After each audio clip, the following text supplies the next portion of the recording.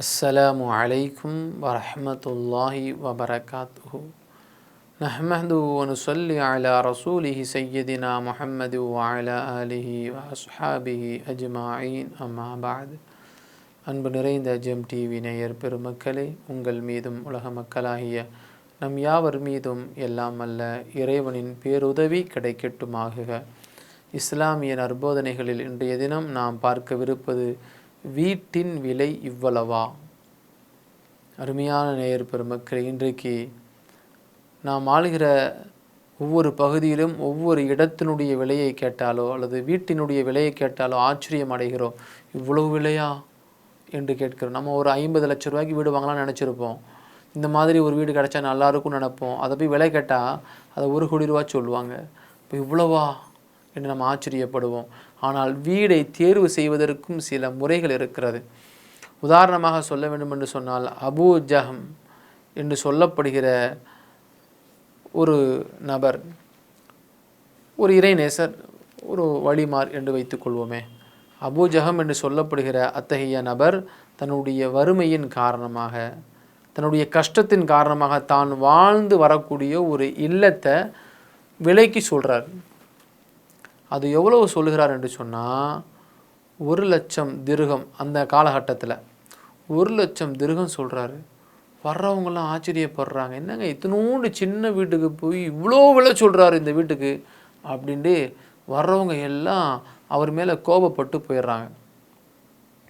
அப்போது ஒரு ஆள் வந்து கேட்குறாங்க, ஒரு நபர் வந்து கேட்குறாங்க, என்னங்க உங்கள் வீடு சின்ன வீடு தான், அது ஒரு 100 திர்ஹத்துக்கு தான் போகும், நீங்கள் என்னன்னு கேட்டால் 1,00,000 திர்ஹம் கேட்குறீங்களே, என்னங்க இந்தளவுக்கு ரேட்டு சொல்கிறீங்க, அதுக்கு காரணம் என்ன அப்படின்னு சொல்லி கேட்குறாங்க. அப்படி காரணம் என்ன அப்படின்னு சொல்லி கேட்கும் பொழுது,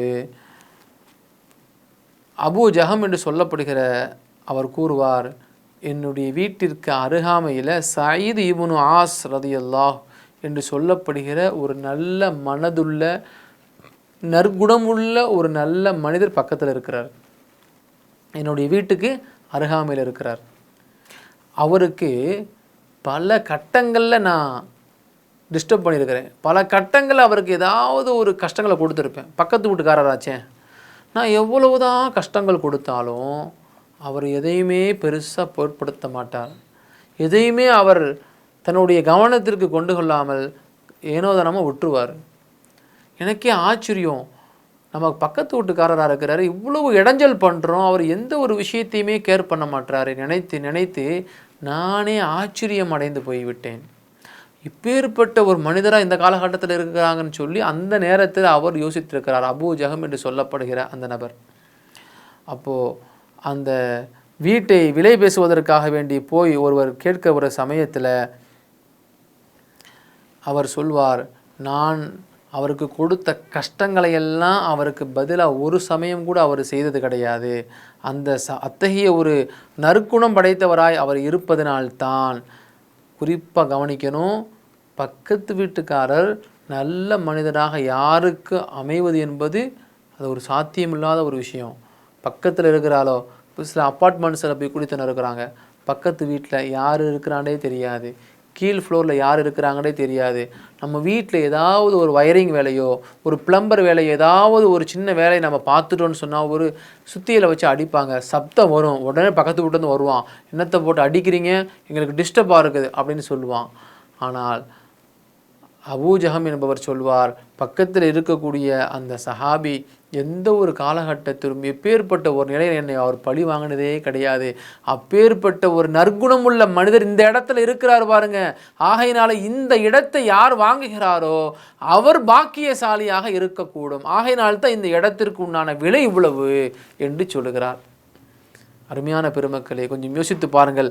இதை கேள்விப்பட்ட ஒருவர் விலை கொடுத்து, அவர் எதிர்பார்த்த விலையை கொடுத்து, சயீத் இப்னு ஆஸ் ரலியல்லாஹு அவர்கள் உமக்கு பக்கத்து வீட்டுக்காரராக இருப்பதை நான் மகிழ்ச்சியோடு ஏற்றுக்கொள்கிறேன் என்று ஒருவர் 1,00,000 திர்ஹத்தை கொடுத்து அந்த வீட்டை வாங்கினார் என்று வரலாறு கூறுகிறது.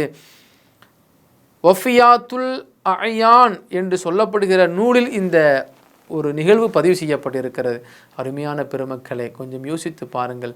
நம்முடைய இல்லத்திற்கு அருகாமையில் யார் யாரெல்லாம், அது எந்த மதத்தை சார்ந்தவராக இருந்தாலும் நாம் அவர்களோடு அன்பை அரவணைக்கக்கூடியவராக, பாசத்தை வெளிக்காட்டக்கூடியவராக இருக்க வேண்டும். ஒரு கிறிஸ்தவ நண்பர் இருக்கிறாரா, நம்முடைய இல்லத்திற்கு அருகாமையில் ஒரு முஸ்லீம் நண்பர் இருக்கிறாரா, அல்லது ஒரு ஹிந்து நண்பர் இருக்கிறாரா, நம்முடைய இல்லங்களில் என்ன ஒரு நிகழ்வுகள் நடந்தாலும் அவர்களை அழைக்க வேண்டும், அவர்களிடத்தில் சிரித்த முகத்தோடு பேச வேண்டும். அப்படி பேசுகிற பொழுதுதான் நம்முடைய வாழ்வும் சிறந்ததாக இருக்கும் என்று நபிகள் நாயகம் ஸல்லல்லாஹு அலைஹி வஸல்லம் அவர்கள் குறிப்பிட்டு காட்டியிருக்கிறார்கள். நபி அவர்கள் தன்னுடைய வீட்டில் ஏதாவது ஒரு அசைவ உணவு தயார் செய்து விட்டால் பக்கத்தில் இருக்கக்கூடிய மாற்று சமூகத்தை சார்ந்தவர்கள் யாரெல்லாம் இருக்கிறாங்களோ அவங்க வீட்டுக்கெல்லாம் கொடுத்து விடுவாங்களாம். காரணம் என்ன தெரியுமா? எல்லாருமே நம் சகோதரர் தான், எல்லாரையுமே நாம் அரவணைத்து தான் வாழ வேண்டும். நமக்கு அதிலேயும் குறிப்பாக நமக்கு அருகில் யார் இருக்கிறாங்களோ அவங்களை அரவணைத்து வாழ்வது தான் ஒரு நன்மையான விஷயம் என்று குறிப்பிட்டு காட்டுகிறார்கள். அத்தகைய நற்குணம் உள்ளவராய் நாமும் வாழ்வோம், நமக்கு அருகாமையில் இருப்பவர்களையும் வாழச் செய்வோம். அல்லாஹ் நமக்கு உதவி செய்வானாக. அஸ்ஸலாமு அலைக்கும் வரஹ்மத்துல்லாஹி வபரகாத்துஹு. இன்ஷா அல்லாஹ் மீண்டும் நாளை சந்திப்போம்.